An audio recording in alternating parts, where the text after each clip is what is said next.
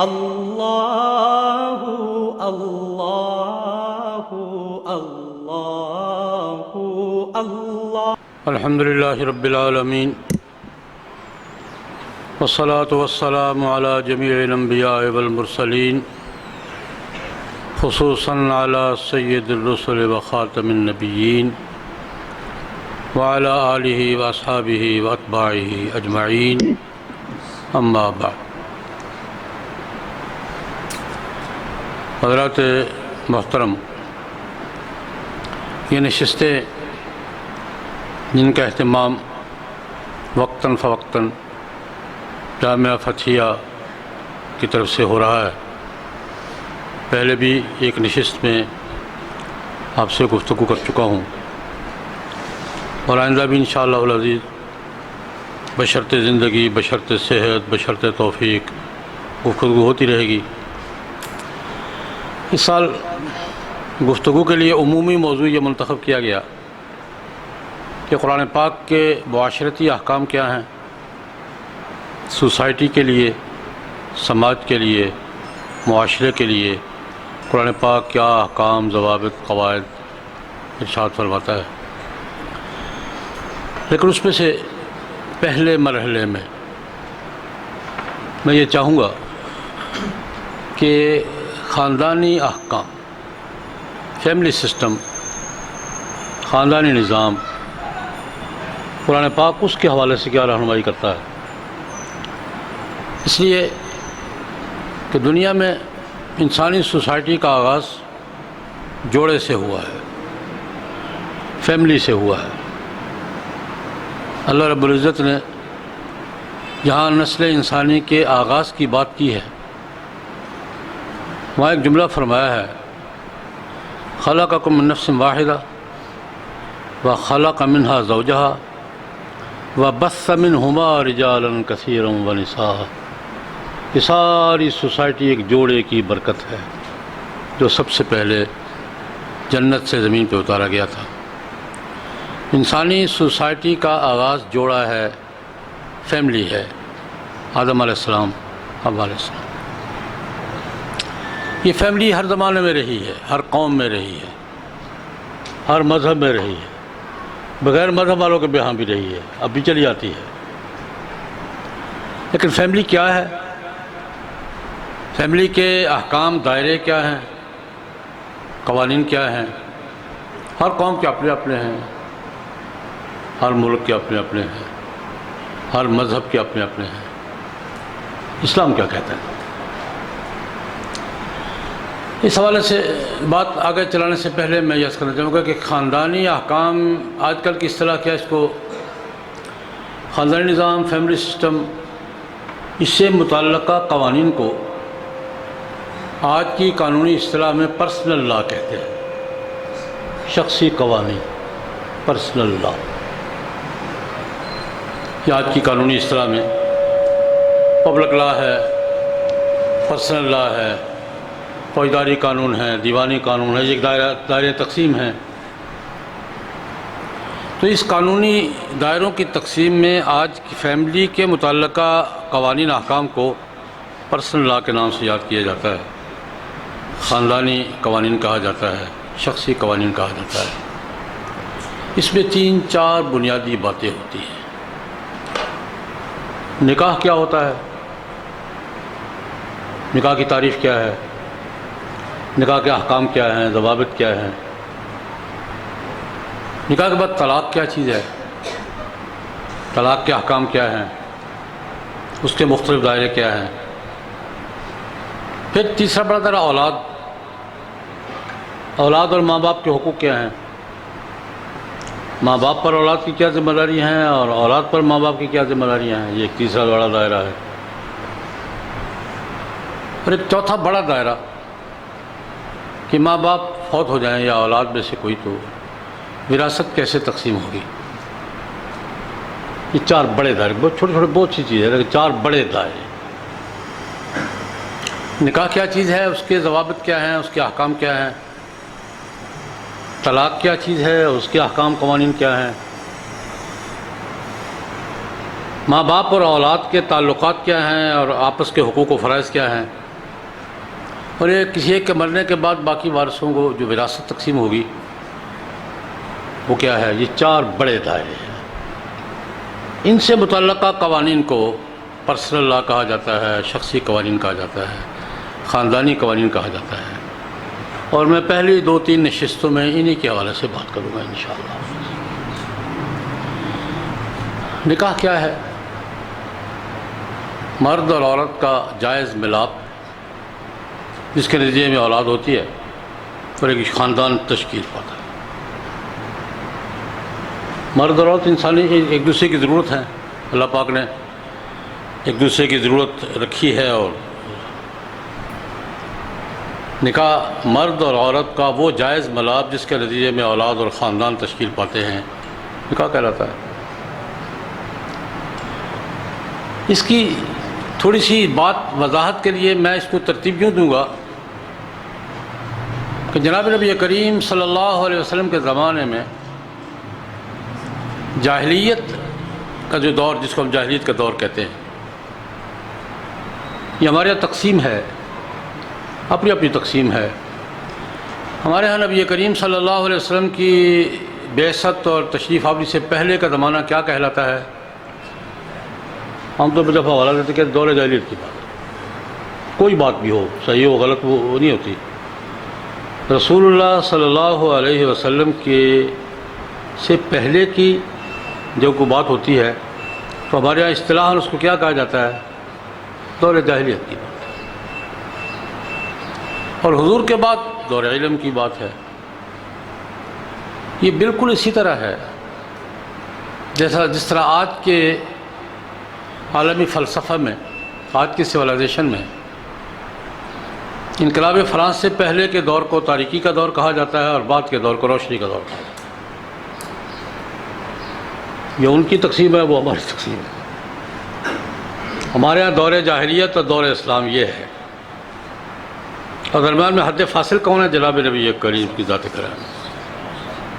حضور سے پہلے کا دور جاہلیت کا دور کہلاتا ہے، اور حضور سے جو شروع ہوا تھا وہ اسلام کا دور کہلاتا ہے۔ ہم جب بھی حوالہ دیں گے یہ اسلام کے دور کی بات ہے، یہ جاہلیت کے دور کی بات ہے، یہ ہماری ایک تقسیم ذہنوں میں رچ بس گئی ہے اور حقیقت ہے۔ کسی بچے سے پوچھیں گے پرانے دور کی واقعہ، جاہلیت کے دور کی بات ہے، دور جاہلیت کی بات ہے۔ بالکل اسی طرز پر مغربی دنیا میں، لمبی تفصیل میں نہیں جاتا، وہ ایک الگ موضوع ہے۔ فرانس میں انقلاب آیا تھا 1890 1790 91 بھیا اس کا دورانیہ تھا۔ اب اس کو 225 سال ہو گئے، 225 سال ہو گئے۔ وہ انقلاب پھر پھیلتے پھیلتے پورے یورپ میں پھیلا،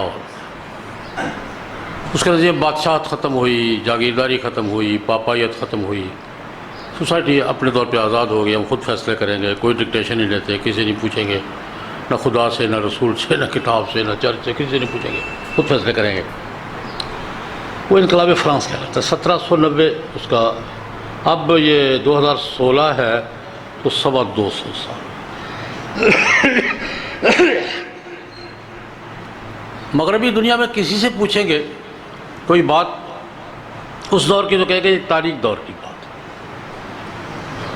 ظلمت کے دور کی بات، اور انقلاب فرانس کے بعد کی بات کہ روشن خیالی کے دور کی بات، روشنی کے دور کی بات۔ یہ ان کی تقسیم ہے کہ پہلی باتیں تاریک زمانوں کی ہیں، حتیٰ کہ آپ بھی جب دنیا میں قرآن کے حوالے سے، حدیث کے حوالے سے، سنت کے حوالے سے، شریعت کے حوالے سے کوئی بات کرتے ہیں، خلافت راشدہ کی کوئی بات کرتے ہیں، رسول اللہ صلی اللہ علیہ وسلم کی سنت کی کوئی معاشرتی بات کرتے ہیں، تو پہلا جملہ یہ تاریک دور کی طرف واپس لے جانا چاہتے ہیں۔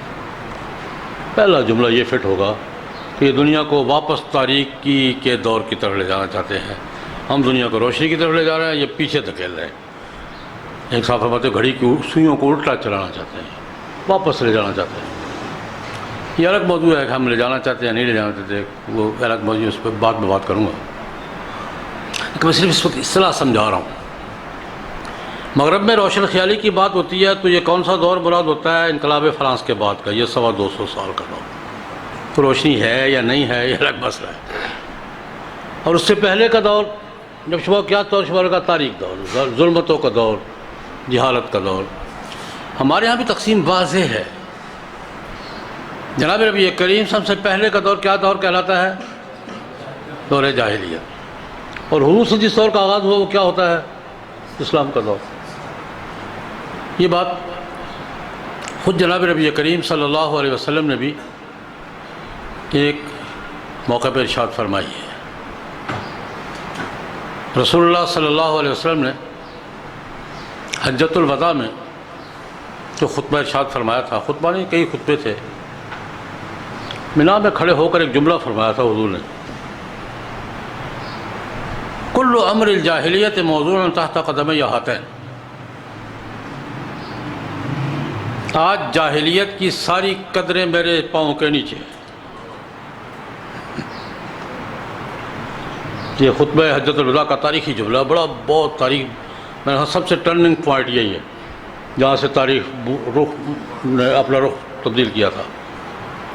کل امر الجاہلیت موضوع تحت قدم ہاتین، میرے ان پاؤں کے نیچے آج دنیا جاہلیت کی ساری قدریں میرے پاؤں کے نیچے۔ میں اس کا یوں ترجمہ کیا کرتا ہوں، حضور نے فرمایا میں جاہلیت کے دور کو ختم کر کے پاؤں کے نیچے روند کر انسانیت کو علم اور روشنی اور نور کے دور کی طرف لے جا رہا ہوں۔ یہ ایک واضح ہے۔ میں یہ عرض کرنا چاہ رہا ہوں، یہ فرق اس لیے واضح کیا، میں نے یہ بتاؤں کہ جناب نبی کریم صلی اللہ علیہ وسلم نے نکاح کے بات تو نکاح پہ کر رہا ہوں نا، نکاح کے حوالے سے جاہلیت کی کون سی قدریں ختم کی تھیں اور کون سی نئی چیزیں داخل کی تھیں۔ نکاح تو جاہلیت کے زمانے میں بھی تھا، خاندان بھی تھا، بچے بھی ہوتے تھے، میاں بیوی بھی ہوتے تھے، سسٹر طلاق بھی ہوتی تھی، سب کچھ ہوتا تھا۔ نبی کریم صلی اللہ علیہ وسلم نے جاہلیت کے خاندانی نظام میں کیا اصلاحات کی تھی؟ پہلے کیا تھا، حضور نے کیا کیا؟ یہ پہلے مرحلے میں میں یہ عرض کرنا چاہوں گا کہ نبی کریم صلی اللہ علیہ وسلم نے جاہلیت کے دور کے فیملی سسٹم میں کیا تبدیلیاں کی تھی۔ اس کے بعد پھر میں یہ عرض کرنا چاہوں گا اگلے مرحلے میں، شاید تیسری چوتھی نشست میں یہ موقع آئے گا انشاءاللہ، کہ آج کا عالمی فلسفہ ہم سے خاندانی نظام میں کون سی تبدیلیاں چاہتا ہے، تب بات مکمل ہوگی۔ جاہلیت کے خاندانی نظام میں حضور نے کیا تبدیلیاں کی تھیں،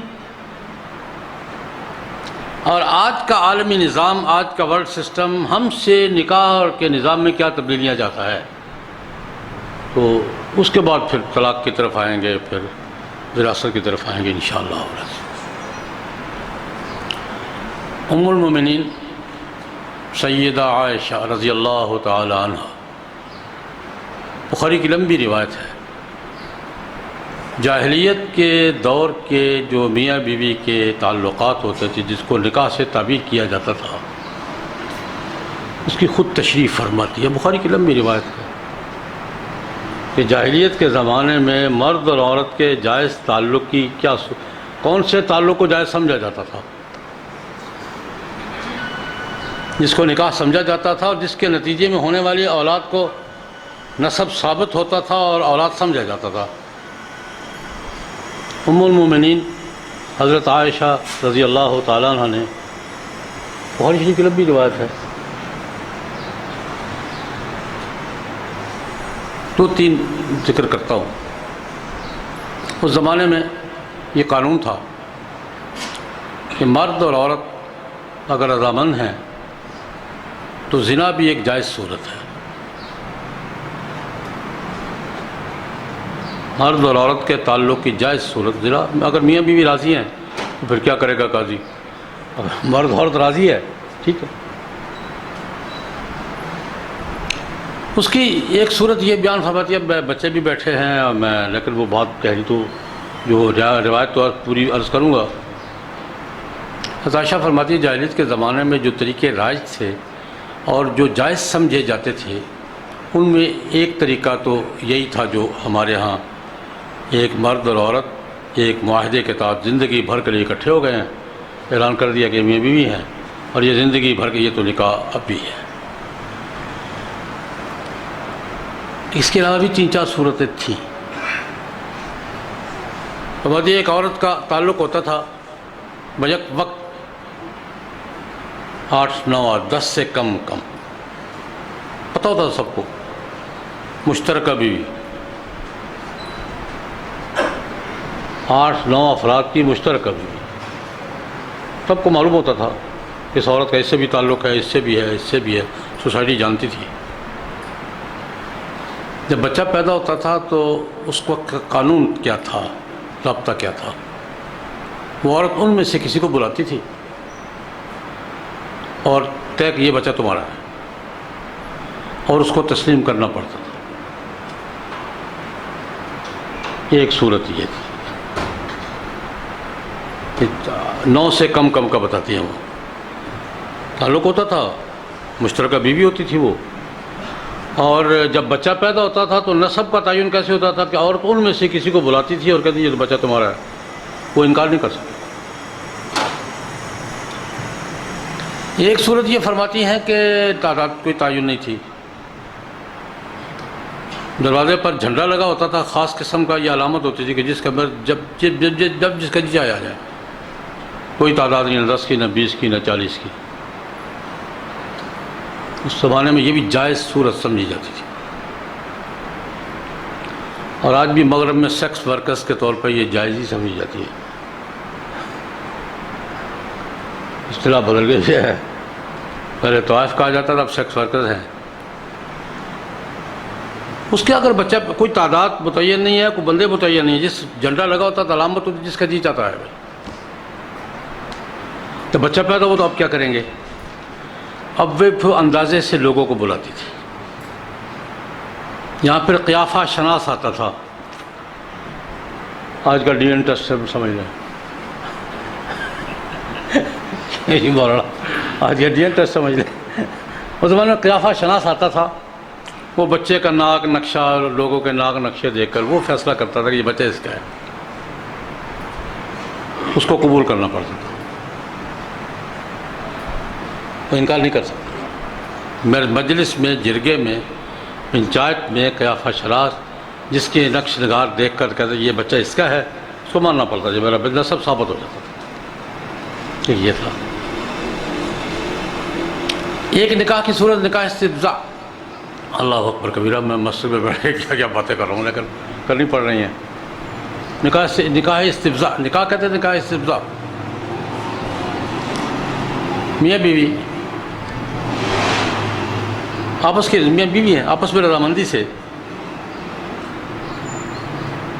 فیصلہ کرتے تھے کہ اچھے خاندان کا بیج حاصل کرنا ہے، نسل حاصل کرنی ہے، جیسے گائے کو بیچتے ہیں نا کہیں اچھا نسل حاصل کرنے کے لیے، تو میاں بیوی کی انڈرسٹینڈنگ سے عورت کسی خاندان میں جاتی تھی، اس وقت تک وہاں رہتی تھی جب تک اس کو حمل نہ ہو جائے۔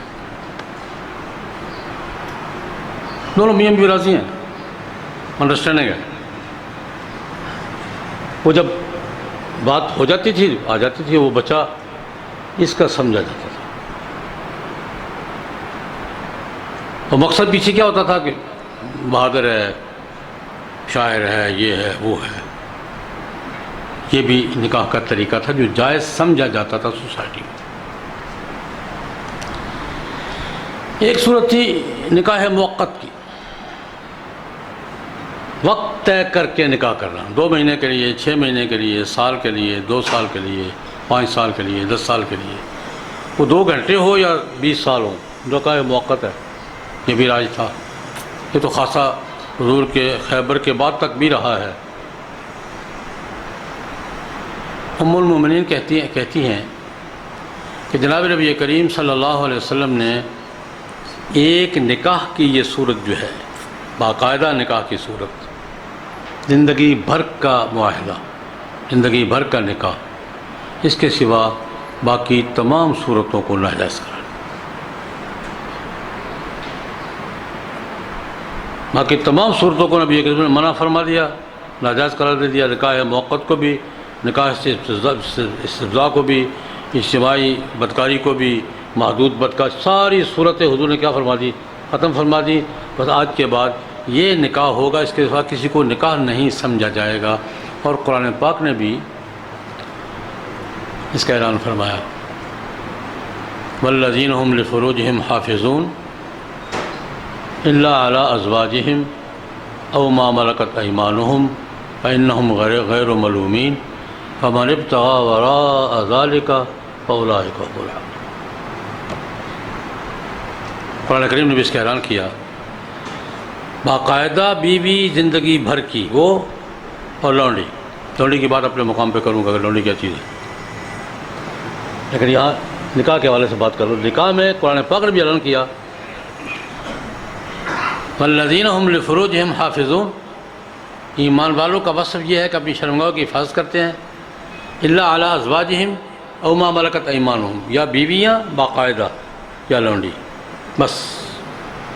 فمن ابتغى وراء ذلك فاولئک هم اس کے علاوہ جو صورت بھی کوئی اختیار کرے گا وہ گناہ کی، اس کے علاوہ جو صورت بھی کوئی اختیار کرے گا وہ گناہ کی ہے.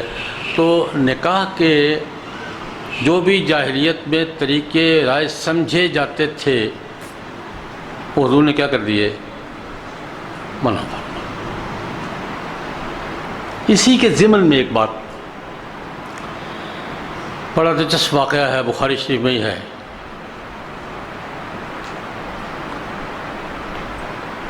حضرت عمرو بن العاص رضی اللہ تعالیٰ عنہ، ان کے بھائی نے ان کو وصیت کی کہ فلاں عورت کے گھر میں جو بچہ پیدا ہوا ہے وہ میرا ہے،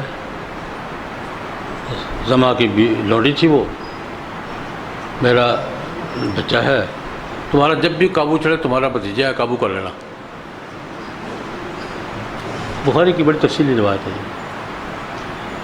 عمرو بن العاص کے بھائی نے وصیت کی کہ وہ لڑکا میرا ہے، فلاں کے گھر میں پیدا ہوا تھا، جب تمہیں موقع میرے قابو کر لینا. پتہ موقع کے بعد عمرو بن العاص کا مون پکڑ لیا، یہ میرا بھتیجا ہے. وہ تھا حضرت سودا بنت زمعہ رضی اللہ تعالیٰ عنہ، ام المومنین کے باپ کی لونڈی سے. اس رشتے سے وہ ام المومنین کا بھائی لگتا تھا، اس دعوے سے یہ عمرو بن العاص کا بھتیجا لگتا تھا. کہ وہ جھگڑا ہو گیا دونوں کا.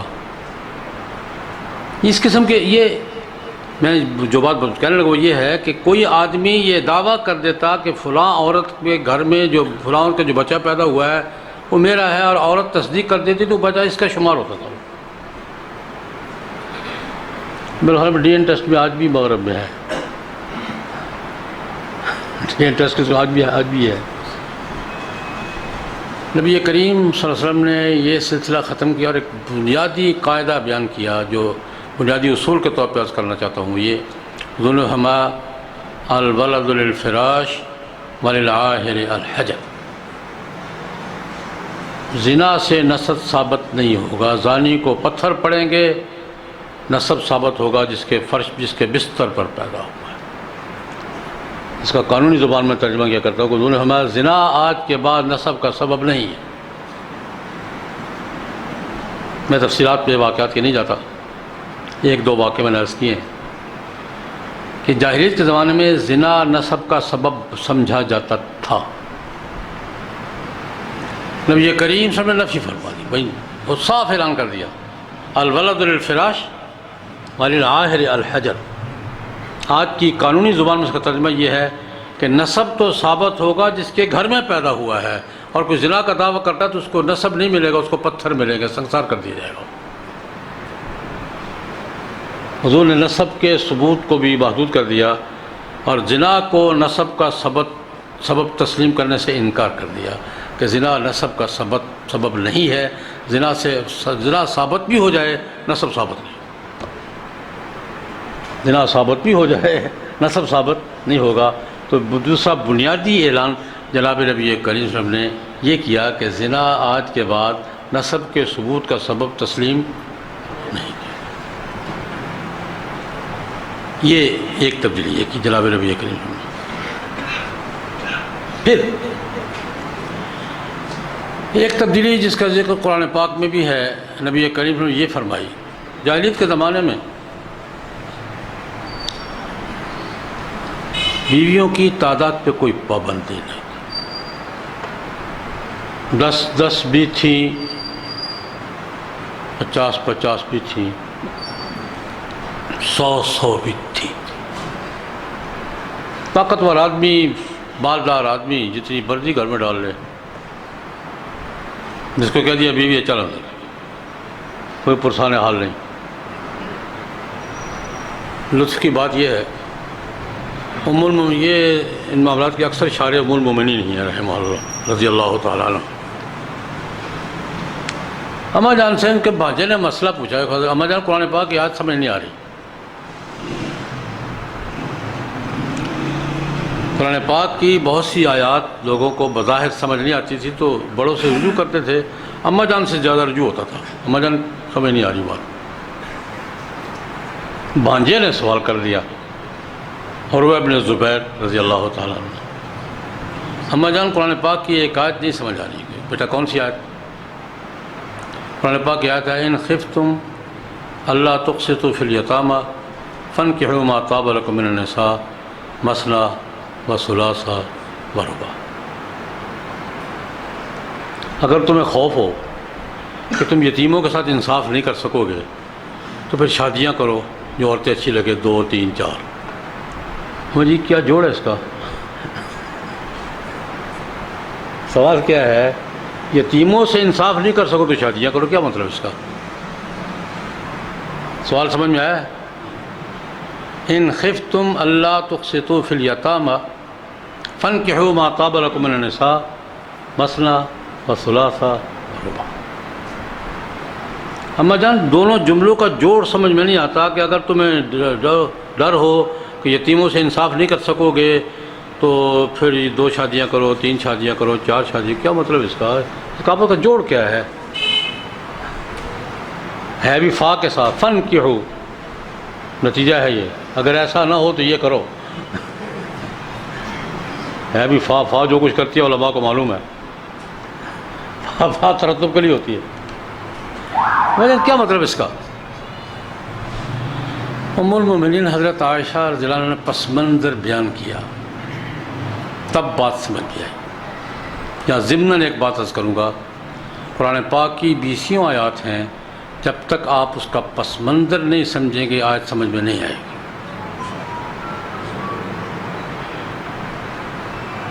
یہ ضمناً میں نے بات عرض کر دی، 2 4 نہیں، 20 آیات ہیں. جب تک اس کا پس منظر بیک گراؤنڈ سمجھ میں نہیں آئے گا قرآن پاک کی آیت سمجھ میں نہیں آئے. بیک گراؤنڈ ہماری اصطلاح ہے، مفسرین کی اصطلاح کیا ہے؟ شان نزول. مفسرین کی اصطلاح کیا ہے؟ شان نزول. ہماری اصطلاحات کی بیک گراؤنڈ، پس منظر. ان میں سے ایک یہ بھی ہے. حضرت عروہ کو سمجھ نہیں، اماں جان میں بات نہیں سمجھ نہیں آ رہی کہ شادی نکاح انصاف نہ کر سکو تو شادیاں کرو. اماں جان نے فرمایا بیٹا اس کا ایک خاص پس منظر ہے. پس منظر بیان فرمایا، جاہلیت کے زمانے میں قبائلی سسٹم تھا، برادریاں، قبیلوں کے سردار، وہ سارا نظام تھا. کوئی بچی یتیم ہو جاتی تھی اور خوبصورت ہے یا مال ہے اس کے پاس، قبیلے کا سردار یہ چاہتا ہے اس کے باہر نہ جائے، اس کو باہر نہیں جانا چاہیے. یا وجہ مال ہوتی تھی یا حسن ہوتا تھا. بچی لڑکی خوبصورت ہے، تو میری بیوی ہے چل اندر. یہ تھا سردار کا فیصلہ آخری ہوتا تھا. یہ جاہلیت کے کلچر کی ایک تصویر ہے. سرداری نظام تھا، قبائلی سسٹم تھا. لڑکی باپ وغیرہ فوت ہو گئی، یتیم ہو گئی ہے. اگر پیسے ہیں تب یا خوبصورت ہے تب. سردار کی نیت خراب ہو گئی، اس نے کہا یہ باہر کیوں جائے، چل تو میری بیوی ہے چل اندر. خرچہ ورچہ نہیں دیتے تھے، مال ہڑپ کر لیتے تھے، انصاف نہیں کرتے تھے. تعداد پہ پابندی نہیں تھی، اختیار تھا، سمجھا جاتا تھا، تعداد پہ پابندی نہیں تھی، 1 2 3 4 5 6 7۔ اللہ رب العزت نے یہ حکم اس جاہلیت کی رسم کو توڑنے کے لیے نازل کیا، اور 2 باتیں نازل کی۔ ایک یہ کہ یتیم بچی کو گھر میں داخل کر کے انصاف نہیں کر سکتے تو پھر اس کو چھوڑو، آزاد عورتیں تلاش کرو، کوئی پوچھنے والے بھی تو ہو تمہیں۔ ایک پابندی یہ لگائی کہ یتیم بچی کی لڑکی ہے، کہ تمہارا شادی کا نظم بنتا تو کر لو، لیکن شرط کیا ہے؟ انصاف۔ اگر ان کے حقوق پورے نہیں کر سکتے، ان کا خرچہ پورا نہیں کر سکتے، انصاف فراہم نہیں کر سکتے، یتیم بچی کو خراب نہیں کرو، آزاد عورتوں سے نکاح کرو، کوئی پیچھے پوچھنے والا تو ہو کہ کیا کر رہے ہو۔ یہ بھی بڑی حکمت ہے، اس غریب کو کون پوچھے گا۔ ایک جزیے کی طرف اشارہ کرنا چاہوں گا کہ خاندانوں کے سسٹم میں اسلام نے یہ اس بات کا بھی لحاظ رکھا ہے کہ کسی سے نکاح، لڑکی کو، خاتون کو نکاح میں لائے ہیں تو اس کے پیچھے پوچھنے والے بھی ہوں، ہماری بہن کس حال میں ہے، ہماری بیٹی کس حال میں ہے، اور اگر زیادتی ہے تو پوچھ سکیں بھائی کیا ہو رہا ہے۔ میں ایک جزیے کی طرف اشارہ کروں گا، ہدایہ کا جزیہ۔ صاحب ہدایہ نے ایک مسئلہ بیان کیا ہے کہ میاں بیوی جہاں نکاح ہوا ہے میاں بیوی اکٹھے رہیں گے، جہاں میاں رہے گا بیوی بھی رہے گی،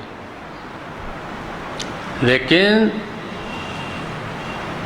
کوئی خامند اپنی بیوی کو اس کے ماں باپ سے اتنی دور نہیں لے جا سکتا کہ میل ملاپ کے واسطے ختم ہو جائیں۔ لأن الغریبۃ توضع، مسافر عورت کو اذیت دی جائے گی، کوئی پوچھنے والا ہوگا نہیں۔ یہ پوچھنا پاچھنا یہ بھی ایک حق ہے، اتنا دور نہیں لے جا سکتا کہ ماں باپ کے ساتھ میل جول کے اسباب ہی ختم ہو جائیں۔ کیوں؟ وجہ کیا بن کی؟ لأن الغریبۃ توضع، مسافر عورت کو اذیت دی جائے گی اور پوچھنے والا نہیں ہوگا۔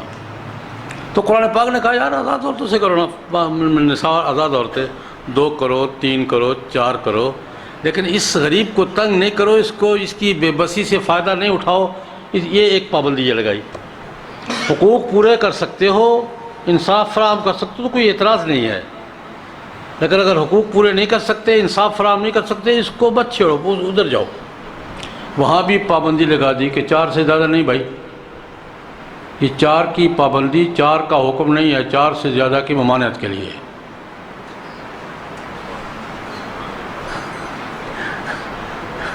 یہ امتداد حکم کے لیے نہیں ہے، اسقاط ماورا کے لیے۔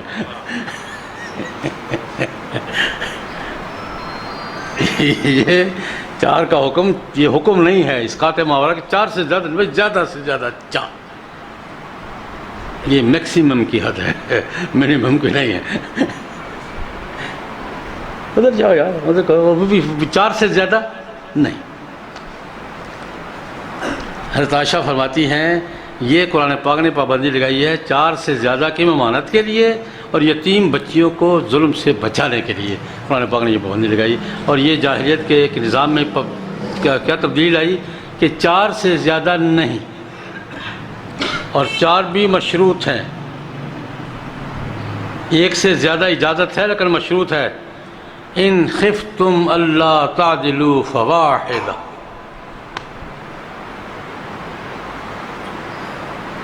ان خفتم اللہ تعدلوا فواحدہ، اگر تمہیں ڈر ہو کہ میں انصاف نہیں کر سکوں گا تو پھر 1 پہ ہی گزارا کرو یار۔ 1 سے زیادہ کی اجازت انصاف کی، عدل کی شرط پر ہے۔ ان خفتم اللہ تعدلوا فواحدہ، اگر انصاف تمہیں اپنے مزاج پہ کنٹرول نہیں ہے، اور یہ بڑا مشکل کام ہے بھائی، بڑا مشکل کام ہے۔ 1 سے زیادہ میں انصاف فراہم کرنا، اللہ اکبر کبیرہ، مشکل کام ہے۔ جناب نبی کریم صلی اللہ علیہ وسلم کی بیک وقت 9 تھیں۔ یہ بھی ایک دلچسپ بات ہے رسول اللہ علیہ وسلم پہ ہونے والے اعتراضات میں ایک یہ بھی ہے، مغرب کے جو اعتراضات ہیں جناب نبی کریم صلی اللہ علیہ وسلم کے حوالے سے، ایک یہ بھی ہے کہ جب 4 کی پابندی لگی تو باقی سے تو سب حضور نے چھڑوا دی، 4 سے زیادہ، جی 1 کی 5 تھی 1 چھڑوا دی، 1 کی 10 تھی 6 چھڑوا دی، باقی چھوڑو بھائی، خود کیوں نہیں چھوڑی؟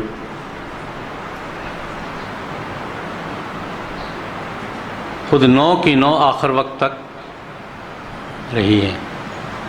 یہ مغرب کے اعتراضات پہ ایک بڑا اعتراض کہ خود کیوں نہیں چھوڑی، باقیوں سے چھوڑا دی، خود کیوں نہیں چھوڑی؟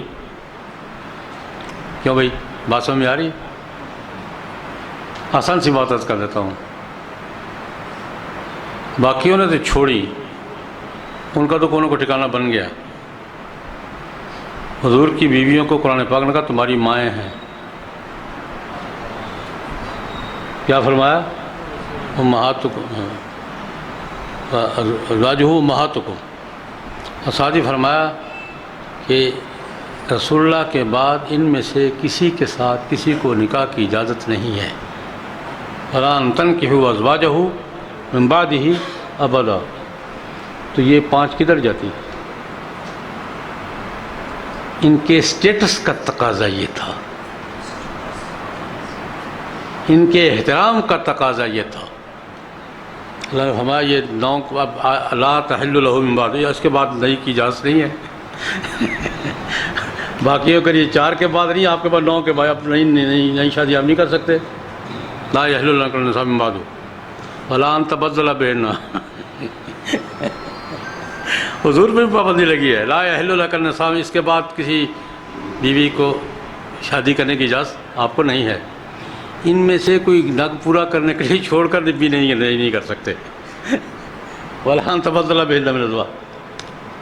لیکن یہ 9 کیوں رہی کہ یہ 5 جو جن کو چھوڑنا تھا وہ بیچاری کدھر جاتی؟ وہ تو مائیں ہیں امت کی، ان کے پروٹوکول کا تقاضا تھا، ان کے احترام کا تقاضا تھا کہ یہ 9 کی 9 رہتی، اس لیے ورنہ تو خیر میں نے عرض کیا، ام المومنین حضرت عائشہ رضی اللہ عنہ فرماتی ہیں کہ جناب نبی کریم صلی اللہ علیہ وسلم نے، قرآن پاک نے 4 سے زیادہ کی پابندی لگا دی کہ بیک وقت 4 سے زیادہ نکاح، ایک بنیادی تبدیلی قرآن پاک نے یہ کی۔ اچھا، ایک تبدیلی اور، جاہلیت کے نکاح کے نظام میں قرآن پاک نے جہاں نکاح کا ذکر کیا نا، وہاں 2-3 شرطیں رکھی ہیں یار، اس کا میں اپنی زبان میں ترجمہ کیا کرتا ہوں۔ ہما کہ پہلے وہ 5ویں پارے کی پہلی آیت کیا ہے؟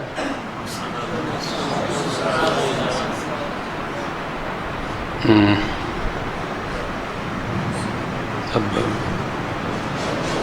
کوئی پڑھ دے گا آیت یار۔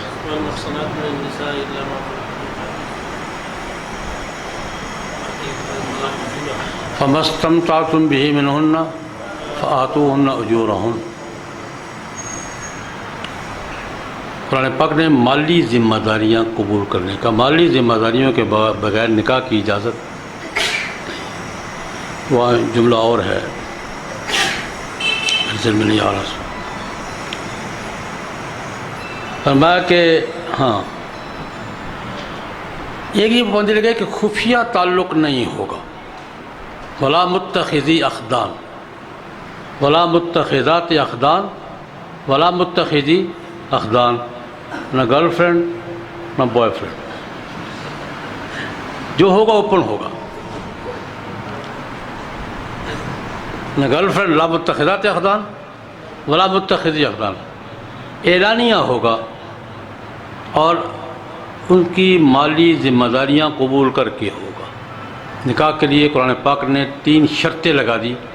ایک شرط یہ کہ ان کی مالی ذمہ داریاں صرف مہر کی نہیں، نفقے کی، زندگی بھر کی مالی ذمہ داریاں قبول کرتے ہو، اجازت ہے، خفیہ نہیں، اعلانیہ۔ ہاں، محسنین غیر مصافحین ولا متخذی اخدان، محسنین غیر 4 باتیں کہی ہیں قرآن پاک میں۔ ایک بات یہ کہ مالی ذمہ داریاں قبول کرو، دوسری بات گھر بسانا ہے، صرف خواہش پوری نہیں کرنی۔ محسنین، گھر بساؤ گے، اور غیر مصافحین، محض خواہش پوری کرنا مقصد نہ ہو، ولا متخذی اخدان، اور خفیہ تعلق نہ ہو، اعلانیہ ہو، اسی لیے کم از کم 2 گواہوں کی شرط فقہا نے رکھی ہے کہ اس سے کم میں نکاح کی اجازت نہیں ہے۔ تو یہ میں نے عرض کیا کہ یہ تبدیلی کے نکاح اعلانیہ ہوگا، خفیہ تعلق نہیں ہوگا، مالی ذمہ داریوں کے ساتھ ہوگا، اور گھر بسانے کے لیے ہوگا۔ یہ نکاح کے معاملے میں قرآن پاک نے اور جناب نبی کریم صلی اللہ علیہ وسلم نے جو بنیادی تبدیلیاں کی ہیں، ان میں سے میں نے 3-4 کا ذکر کیا ہے کہ جاہلیت کے نظام میں یہ تھا اور اسلام نے اس کو آ کر اس میں یہ تبدیلیاں کی ہیں۔ یہ چند تبدیلیاں میں نے ذکر کی ہیں، انشاءاللہ اگلی نشست میں بھی یہی موضوع ہوگا، اور نکاح میں جاہلیت کے زمانے میں کی جانے والی اصلاحات کا ذکر کر کے پھر آگے ہم چلیں گے انشاءاللہ کہ آج کا عالمی سسٹم ہم سے کن تبدیلیوں کا تقاضا کر رہا ہے، تب خاندانی بات سمجھ میں آئے گی، انشاءاللہ آگے چلیں گے انشاءاللہ العزیز۔ اللہم صلی علی سیدنا الحمدللہ رب العالمین، والصلاة والسلام علی سید المرسلین وعلی آلہ واصحابہ واتباعہ اجمعین۔ ربنا ظلمنا انفسنا وان لم تغفر لنا وترحمنا لنکونن من الخاسرین۔ اللہم انا نسألک بآلائک ونشکرک بنعمائک لک المنۃ والاحسان۔ ربنا هب لنا من ازواجنا وذرياتنا قرة اعین واجعلنا للمتقین اماما۔ وصلی اللہ تعالی علی خیر خلقہ محمد وآلہ وصحبہ اجمعین۔ اللہ اللہ اللہ اللہ